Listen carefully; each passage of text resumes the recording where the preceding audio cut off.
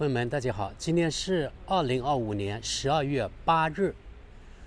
我们来看看这里啊，在科隆这里，这有塊牌是2025年11月18日6點到18點。這裡呢是一個典型的德國建築工地啊，施工地帶。它圍起來那天是11月18日，到現在為止呢已經20天了。這裡的長度大概是11米或者10米左右，應該是10米。我估計呢是在這裡擴展這個充電樁。我已經觀察好幾天了啊，就這一點已經圍起來20天了，現在居然沒有人在這裡施工。我來過好幾次，從來沒有見過有人在這裡工作。你看，就這點10米左右。現在20天了，還沒有什麼進展。我估計呢，還得1-2個月吧。到時呢，給大家後續報道。朋友們，這裡是德國典型的冬天，一般呢都是陰雨天氣，下雪當然比較少，因為溫度現在不夠低。今天比如說現在是10度左右，從非洲回來2個禮拜了，幾乎沒有見過太陽啊，幾乎都是這種陰雨天氣。灰蒙蒙的，這真的是特別典型德國11月份、12月份的天氣啊。等一下我坐這個地鐵出去呢，拍科隆另外一個區到底怎麼樣，到時給大家看看。車來了，等一下上去。現在上午10點左右，我又到了一個地鐵站，現在準備換乘。這大概是施工的地方吧。告訴大家可能不信啊，前面這裡左右這裡啊，用木頭圍起來，我估計已經有4-5年了，不知道幹什麼，一直沒有人在這裡工作，也不知道什麼時候完工。上2次我走到這裡的時候，有人在這裡睡覺的，今天呢已經看不見了。是不是清理掉了？不知道。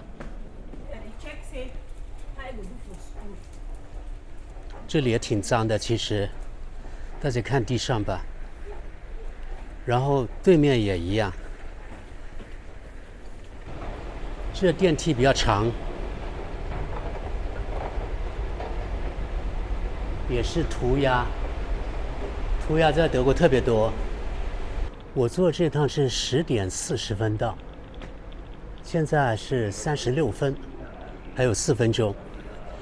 大家看前面呢，就是科隆大教堂，這是一個科隆的大站，叫科隆會展中心站。這裡就是科隆會展中心。給大家看看這裡的鐵軌清潔程度怎麼樣。其實有各種垃圾的，大家看得見。其實煙頭特別多，煙頭真的特別多。好，我們看另一邊鐵軌吧，給大家看看下面，好好看看。然後那裡有個瓶子，不知道看不看得見。我們的車也來了，這個呢是瑞士的火車，它的車廂是瑞士的。我們的那個輕軌也來了，車廂內部還是不錯的。沒什麼人。好，咱們看看鐵軌兩邊。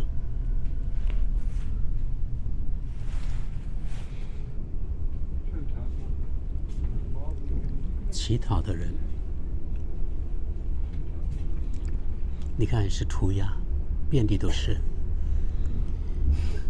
有牆的地方，能夠塗的地方都塗滿了。甚至連火車的車廂也被塗滿塗鴉，大家看，不可救藥啊！橋墩也是沒人氣，你看垃圾在那裡，這裡也是垃圾箱。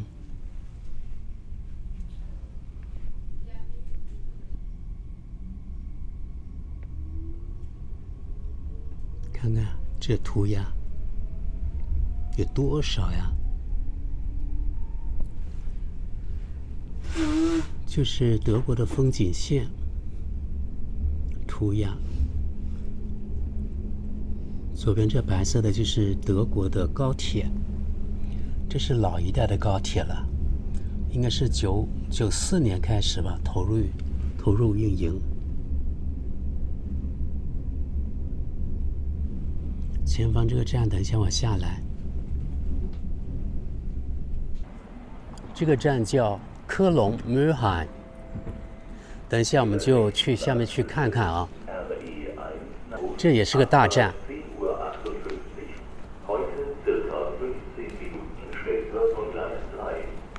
看看人家鐵軌上面怎麼樣，也是挺髒的，其實。大家看看吧。等一下我們走下去往右。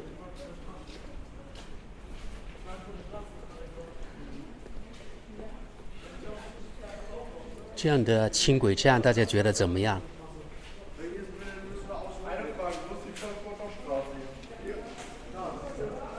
特別濕啊，濕漉漉的，這地上顯得特別髒。今天天氣稍微好一點了，有一點點太陽了。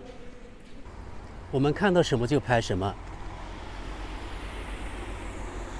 你看，德國的還是汽油的這種出租車。你看這瓶子啊，垃圾啊。德國人喜歡坐這自行車，也是很多的垃圾沒有打掃。然後呢，這裡是人家從超市呢把這個車推出來，你看变成了裝垃圾的地方了，也沒有人來處理。地上當然也是垃圾了。好，我們繼續往前吧。德國人的那個自行車都是用很大的鎖來把它鎖起來的啊，因為偷車的人特別多。你看地上，然後這個車也這樣倒在地上，沒有人扶起來。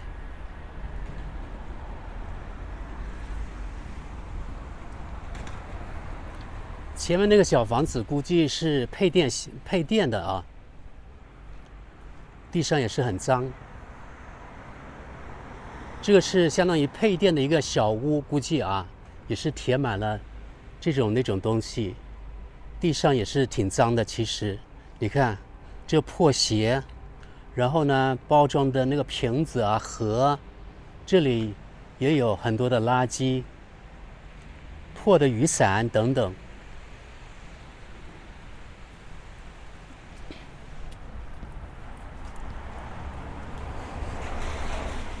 真的特別髒，你看，沒有人打掃裡面啊，所以大家都無所謂。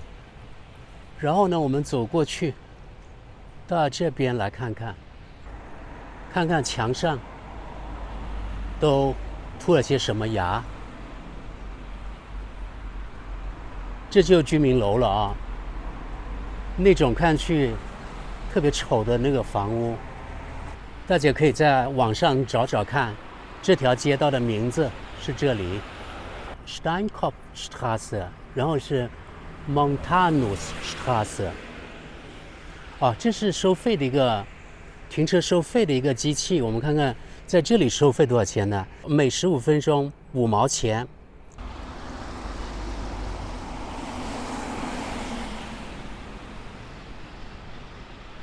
哎呀，這種街道給人看去特別的蕭條啊，又破舊，一點沒有生氣啊。然後那種屋，你看，也是很破敗。這裡是離科隆大教堂、科隆市中心3個站，坐那個輕軌3個站。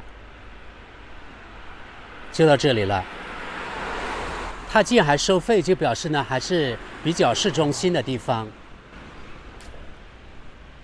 看看牆上塗的吧，你看這裡有個比薩店，然後這裡是包裝盒。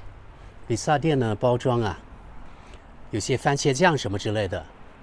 然後呢，這個看去非常陰森啊！你看，這個房子估計也是還有人住的啊，不是說沒有人住，肯定有人住。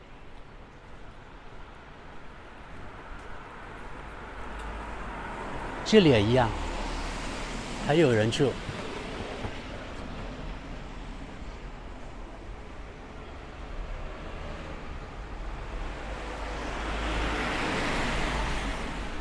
再往前吧，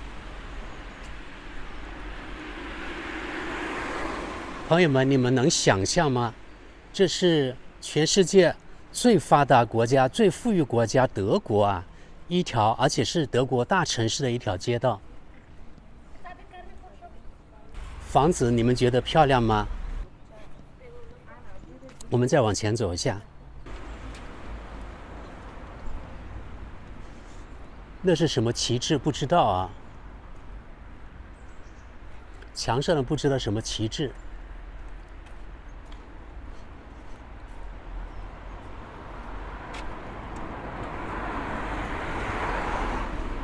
其實像這種房子，它是有點歷史的，挺古老的。如果保護好，其實很好看。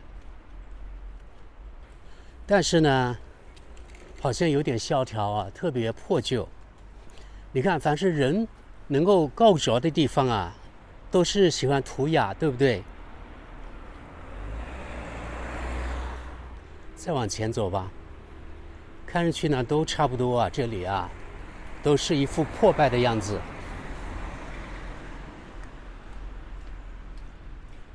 前面應該是路上，哎呦，這有一輛破的車丟在這裡啊，然後。這是什麼？地上的一張那個桌子，破的桌子，然後丟在這裡。這個是配電箱，朋友們。在德國一般啊，沒有什麼人打掃這種落葉啊，所以久了之後，一下雨就變成這個樣子。車一壓，下了雨之後，你看就這樣，也是特別多的落葉，到處都有。我們現在是往回走了啊。等一下我就停止這條街的拍攝，到另外一條街之後呢，我們再拍攝吧。你看，酒瓶放在那裡，然後呢，這種廣告，這冊子也放在這走道上、台階上。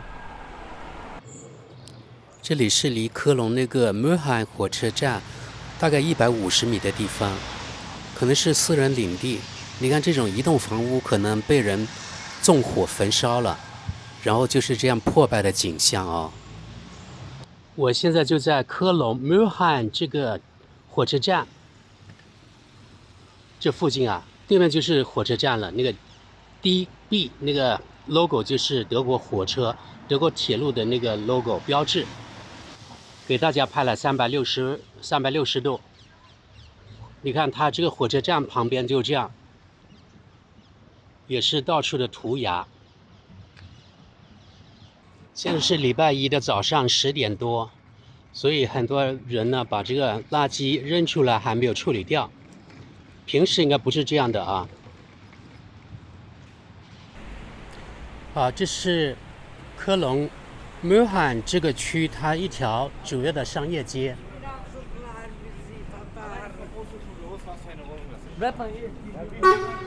這個區呢，應該是土耳其裔的人比較多，所以在這裡聽到的最可能多的語言就是土耳其語或者中東的語言。坐自行車，你看那個店坐墊都被偷掉了，然後它的鎖都是非常粗的。前面說了，就是很多人偷自行車啊，在德國，我發現不僅是在德國啊。一般在國外，特別歐洲這邊國家，他們喜歡偷自行車。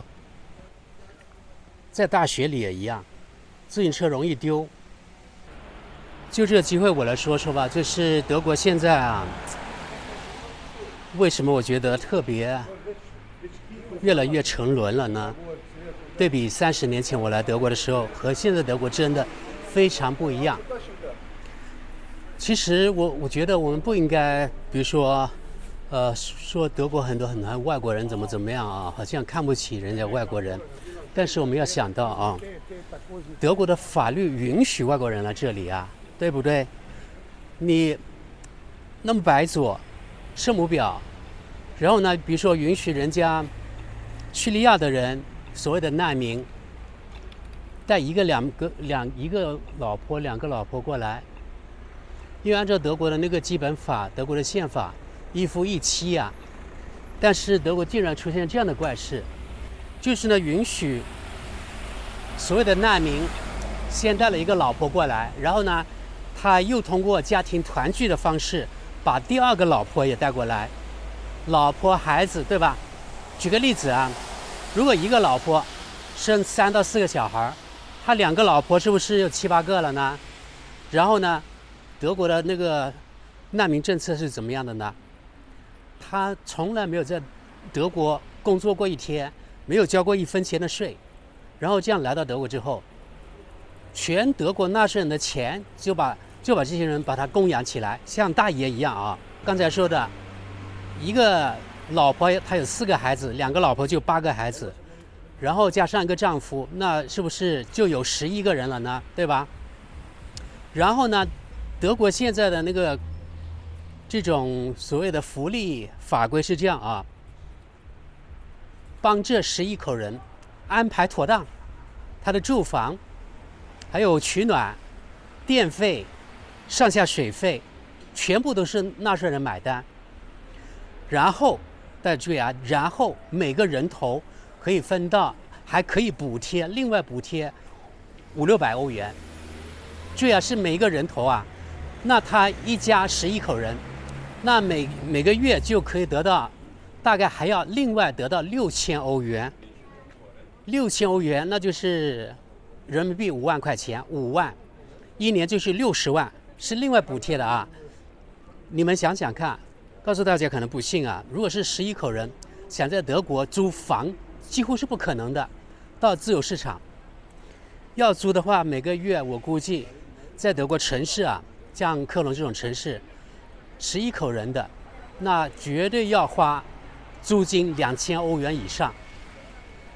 你看2000歐元租金，對吧？住房租金，還有醫療保險呢。醫療保險估計每個人頭平均也要大概可能200-300歐元吧。那他的醫療保險一個月11口人也要3000多歐元，對不對？3000多歐元加上租金2000多，那就5-6千了。再加上每個月他還另外得到的那個5-6千這個生活費，那是不是一家人一個月就要1萬多納稅人的錢？那1年就10幾萬，這是看得見的納稅人的那個開支啊。你想想看，像德國這一些年，除了什麼敘利亞的、中東啊、北非的難民之外，還有可能大概100萬烏克蘭的難民呢。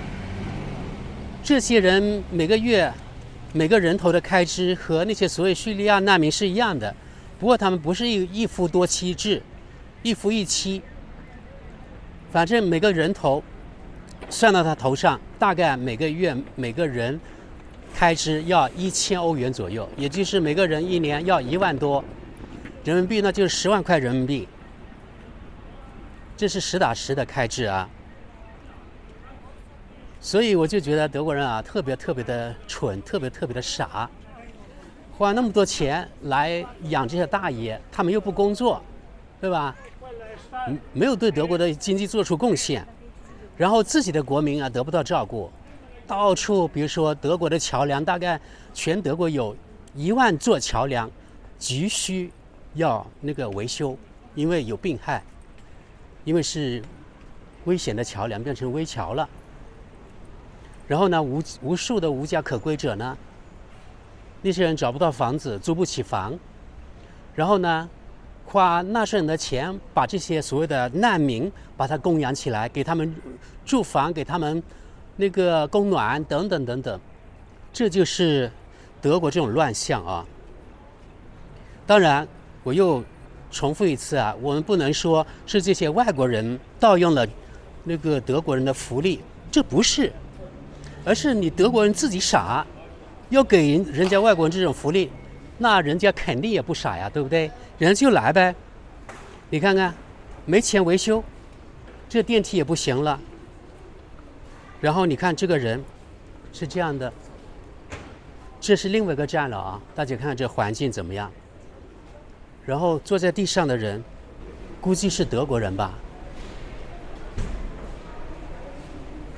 我都不敢拍他們，怕他們看見我。這就是目前德國的現狀啊，這是沒辦法的。德國人露宿街頭，然後呢，把外國人供養起來。世界上有這樣的怪事，你們覺得怎麼樣？我都不明白，為什麼以前德國出了那麼多的詩人啊，什麼哲學家呀、音樂家呀，那為什麼現在德國是這樣的？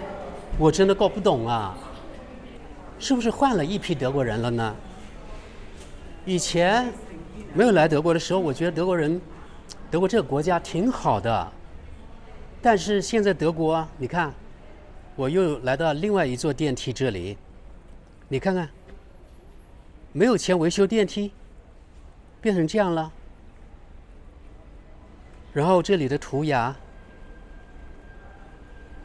這是個地鐵站，朋友們啊，而且是科隆人氣很高很高的一個地鐵站，是個大站啊，朋友們，真的讓我觸目驚心啊！今天沒想到這個地方已經墮落到這個地步了。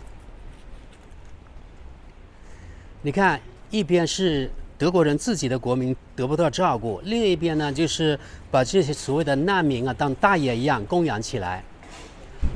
這還不算，這幾年呢，出現越來越多持刀砍人的事件，砍死人的事件啊，好多呢都是這些所謂難民他們幹的。你看德國人好好心心的花錢把他們供養起來，然後他們不感恩，還來殺德國人。你們看，這是什麼邏輯啊？所以我就不奇怪了，不覺得奇怪，為什麼德國所謂那個右翼選擇黨，它的勢力越來越大？就是因為呢，這樣所謂的這種聖母婊的事情太多了，太多了。你看這個德國人，又是乞討的，從他長相應該是德國人。出現這種事情太多了，所以很多德國人呢，他心裡啊憤憤不平，於是呢，就選擇黨選民就越來越多。因為只有這個黨，據說才是為了德國人的利益打拼的一個黨。德國主流民意或者主流媒體吧，還有這些政客，然後給這個黨扣帽子，說是極右。我發現呢，凡是為國家利益考慮的，都會變成右派、極右、污名化啊！這不僅是德國這樣，那個奧地利呀、荷蘭好像都差不多，就是所謂的聖母，那就是左派是好的。目前整個歐洲的大氣候都有這樣。不過呢，從這幾年的民意走向來看，就是整個歐洲可能是向右轉吧，因為原來是極左了，然後像天平一樣，你太左了，那慢慢的这個民意就會向右傾斜。目前至少德國可以觀察到就是這個現象，這就是為什麼德國選擇黨他那個每次現在選舉呀、民調呀都一樣，就越來越高。現在如果是按民意的話，已經成了德國第一大黨了。不過因為有所謂的防火牆，就是中間還有那些左派那些黨派排除與這個黨合作的可能性，所以說如果是他的在國會的議會的席位不過半，那就不可能執政，因為他無法執政啊，你只能過半，你的那些計劃你的政策才能夠實施啊，對不對？所以目前呢，選擇黨看來是無法執政的，只要這個所謂的防火牆還存在。你看我剛才是從那個地鐵站大概是100米走過來，就走到這裡了。你們看，這裡有多髒。然後前面是德國一家最大的連鎖店之一，這個紅色背景，然後白色字母，這個叫 Rewe， 德語的發音。它是非常市中心的一個地方，但是依然特別髒，髒得真的不成體統哦。你看這德國人在地上乞討的，好可憐啊。剛才說了啊，基礎設施不光是橋梁的問題，還有剛才我們看了這個地鐵站這裡，電梯沒錢維修，就這樣荒廢了。這只是例子啊，像這樣的例子千萬。朋友們啊，德國按照字面上啊，它的人均 GDP 是排在世界前20的啊，应該是第19位，人均達到5萬多，中國是1萬多，1萬4，人家是5萬多啊。這裡你看有不可描述的東西哦，看，這就是科隆一個大站，叫 Wienerplatz， 叫維也納廣場。這名字特別的亮麗，但是這環境啊，一言難盡。維也納廣場站，科隆維也納廣場站，在科隆人都知道這是一個大站。